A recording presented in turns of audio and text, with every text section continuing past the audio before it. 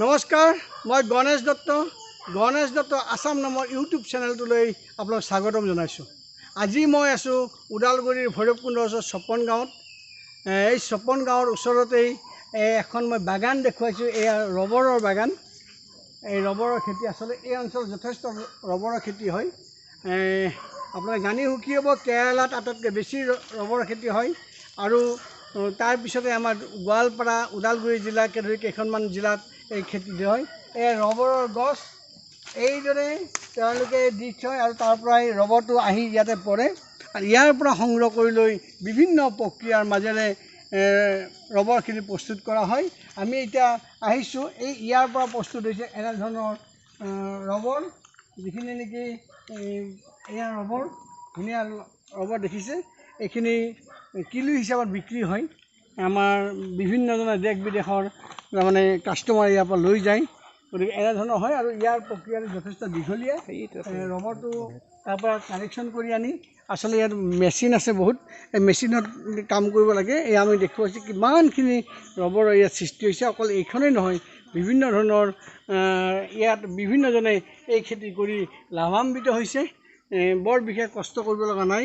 গতিকে মই আশা কৰিম যে এই ৰবৰৰ খেতিৰ জৰিয়তে আমি কৰিম আৰু এনেধৰণৰ পাত্ৰত আচলতে প্ৰস্তুত কৰা হয়। এই ৰবৰখিনি ইয়াতে জমা হৈছে।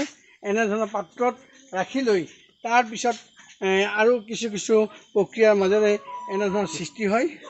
গতিকে মই এই বস্তুটো আমি দেখুৱাইছোঁ যে আমাৰ এই ৰবৰৰ যিটো চাহিদা যথেষ্ট আছে। আপোনালোকক কওঁ, চাহিদা যথেষ্ট আছে। আকৌ কওঁ, ৰবৰ বৰ্ডৰ যিটো মূল কাৰ্যালয় সেইটো কেৰালাতে আছে আৰু কেৰালাতে আটাইতকৈ ৰবৰৰ খেতি বেছি। তাৰপিছত গোৱালপাৰা, আমাৰ অসমৰ গোৱালপাৰা আৰু ওদালগুৰি জিলাত যথেষ্ট পৰিমাণে ৰবৰৰ খেতি হয়। কিছুমানে অৱশ্যে আশংকা কৰে ৰবৰৰ খেতি হোৱা ঠাইত বৰষুণ কম হয় বা মাটিখিনি শুকাই যায়। এনেধৰণৰ কথা কিছুমান হয় যদিও সেইবিলাক আচলতে বৈজ্ঞানিকসকলে ক'ব পাৰিব। এনেধৰণৰ বিতৰ্কিত কথালৈ আমি নাযাওঁ। মাত্ৰ মই দেখুৱাইছোঁ এই ৰবৰৰ খেতি আৰু ৰবৰৰ পৰা কেনেধৰণৰ ৰবৰবিলাক ওলাই আহে, তাৰ পৰা কি পদ্ধতিত এইদৰে প্ৰস্তুত হয় আৰু এইবিলাক কিন্তু বিক্ৰী হয়, যে আমাৰ দেশ বিদেশত বিক্ৰী হয়। এইখিনি কৈছোঁ।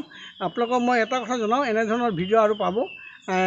আমাৰ যথেষ্ট ইয়াতে সমল আছে, আমি দেখুৱাবলৈ চেষ্টা কৰিম। আজিলৈ ইমানতে সামৰিব ওলাইছোঁ।